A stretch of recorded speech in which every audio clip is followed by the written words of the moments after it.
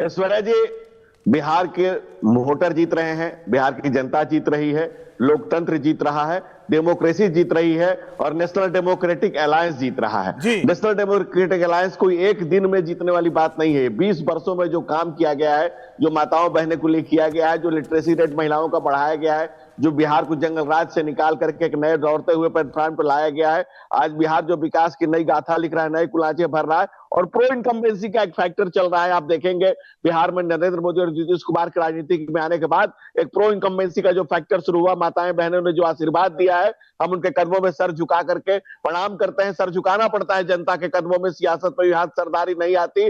6 तारीख को जिन लोगों ने माता छठी माता का अपमान किया था, माताओं बहनों ने उनको छठी का दूध याद दिला दिया है और 11 को दिन में तारे दिखा देंगे इनको माताएं बहनें। 11 को आप देखेंगे कि 14 को थंपिंग मेजोरिटी के साथ सरकार बनाएंगे। ये हम बिहार की जनता को, वोटर को प्रणाम करके कह रहे हैं। जो आशीर्वाद मिल रहा है, जो स्नेह हमें मिल रहा है, जो लोग माताएं बहनें और जिस तरह से आम वोटर हमें बता रहे हैं कि हम जिस उस पुराने दौर की वापसी नहीं चाहते, नई पीढ़ी भी बता रही है, चाहे माताएं हो, बहनें हो, युवा हो, हर लोगों में एक उत्साह है, एक नए ऊर्जा का संचार है। एक नए बिहार को बनते हुए देख रहे हैं, नए बिहार को गढ़ते हुए देख रहे हैं। तिल तिल पल पल क्षण क्षण हम जो जिस तरह से बिहार को आगे बढ़ा रहे हैं, बिहार के आगे धनंजय जी, ये सब हो गया, अभी तो वोटिंग चल रहा है, अभी आप ऐसे स्पीच दे रहे हैं।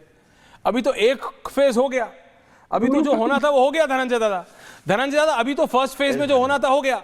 अभी आप मेरे को इतना बताइए, अभी आप सिंपल बताइए, मनोज जी कह रहे 7% के आसपास महिला वोटर शायद इंक्रीज हुआ है, उस पर डाउट है, लेकिन मनोज सिंह क्योंकि सर्वे करते उन्हें लग रहा है 7% के आसपास महिला वोटर इंक्रीज हुआ है।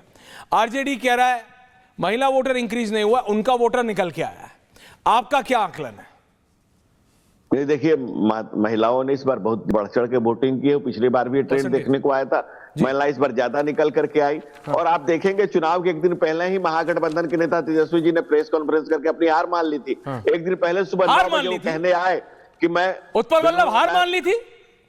उन्होंने जो बातें कही मैं उसके आधार पर बता रहा हूं। जी बताइए। उन्होंने पीसी करके ये कहा कि मैं माताओं बहनों को 2,500 रुपए दूंगा और वो 1 साल का पहले ही दे दूंगा, 14 जनवरी को 30,000 दे दूंगा। तो माताओं बहनों ने कहा कि अच्छा, आपको लग रहा है ज्यादा दे दिया, सियरा हुआ भैंस बदल ले बा। तो बिहार में बहनों ने, मैं जो पीसी के डेस्परेशन है में घूमते हैं, उत्पल वल्लभ जी, डेस्परेशन है क्या? डेस्परेशन है क्या? 20 साल से जी, 20 साल से सत्ता शासन में, 20 साल से सत्ता शासन में है, 11 साल से इनके केंद्र में सरकार है और 10,000 रुपया सरकारी खजानों से 71,000 रुपया का कैग रिपोर्ट में घोटाला आया है और 10,000 रुपया महिलाओं को थमा करके वोट खरीदना चाहते हैं। महिलाओं की वोट, महिलाओं की आप भी तो वही कर रहे हैं, खरीदना चाहते हैं। बहुत ज्यादा ये महिला की बात कर रहे थे। इनसे कुछ चंद सवाल है। जो बालिका गृह कांड, ये इन्होंने सरकारी संरक्षण में सेक्स रैकेट चलाया और बालिका जो आवाज उठाई, वो क्या बोल रहे हैं? ये लोग गायब करवा। No, this is very controversial. क्या बोला आपने अभी? नहीं, उत्पल दादा एक सेकंड सुनिएगा। नहीं, क्या बोला अभी आपने? क्या उस केस को आप सुनते क्यों नहीं है उत्पल जी? पूरा इलेक्शन निकल गया, आप वन वे कम्युनिकेशन करते हैं यार। और सुन लीजिए। अरे नहीं, मैं सुन रहा हूं। आपने अभी बहुत एक कंट्रोवर्शियल बात बोली। क्या सेक्स रैकेट? क्या बोला आपने अभी? क्या बोला अभी आपने? ये बालिका गृह कांड में सरकारी संरक्षण में हुआ। जब बालिकाएं बोली कि वो तोंद वाले अंकल नेताजी आते थे, वो कहाँ है नेताजी, और वो बालिका भी गायब हो गई। ये पूरे बिहार के लोग जानते हैं। उस केस का क्या हुआ? उस केस में समाज कल्याण मंत्री मंजू सिन्हा जी को ये आर्म्स एक्ट चला करके केस को डाइल्यूट कर दिए। आप बताएंगे ना कि बचिया कहाँ है, क्या हुआ उन केस का? ये बहुत ज्यादा का ये लोग देश देख रहा है, देश को डिसाइड कर बौखलाहट है। बिहार के हताशा में, निराशा में आ गए हैं। नहीं तो एक आईएएस की पत्नी चंपा विश्वास बीबी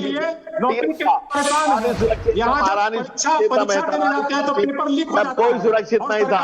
जंगल राज के घेरे में 118 नरसंहार, 5,600 बलात्कार और तमाम तरह का अपहरण जब उद्योग का दर्जा ले चुका था, जब अपहरण को उद्योग का, इंडस्ट्री का दर्जा था और होल्ड ऑन, आप दोनों ही प्लेयर नहीं है साहब। जन स्वराज भी है। प्रशांत किशोर कह रहे हैं आप दोनों नहीं। अब है अक्षत सुनक जन स्वराज के। नहीं, उत्पल वल्लभ जी, आप दोनों ही नहीं है।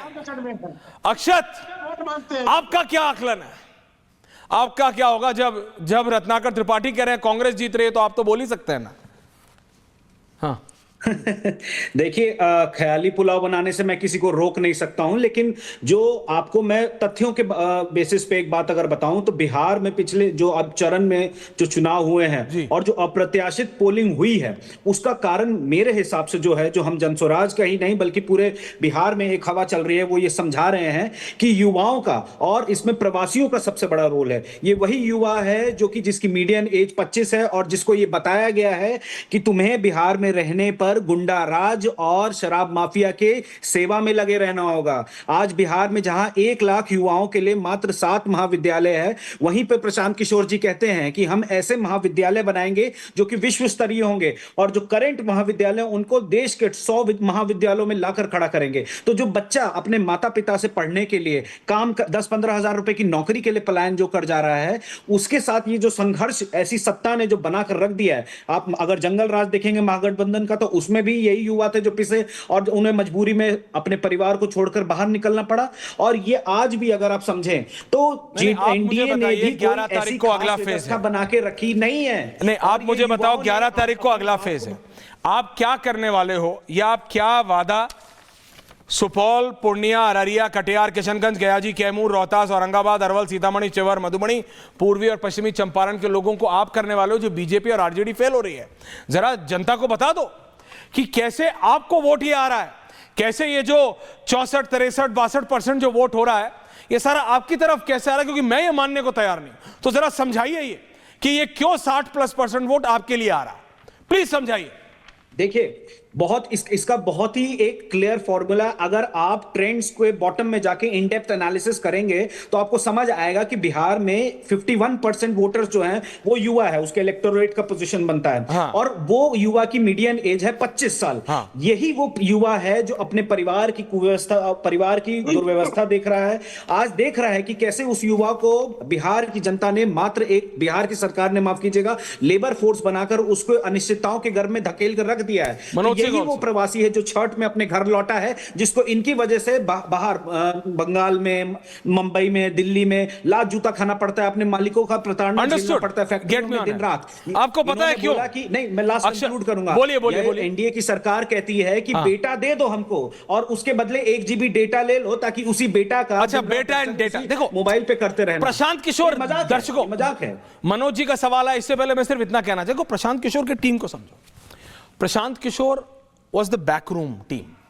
हर एक पॉलिटिकल पार्टी जिनके पास जाती थी, ये वो लोग हैं जो नेताओं को कन्विंस करके नेताओं से पैसा निकलवा ले। इनका कन्विंसिंग पावर सोचिए। एंड ऐसा नहीं है कि डिलीवर नहीं करा, प्रशांत किशोर की पार्टी ने, कंपनी ने उस समय डिलीवर भी करा, एक नेता के लिए नहीं, 1 दर्जन नेताओं के लिए, including the BJP, including the Congress and the others.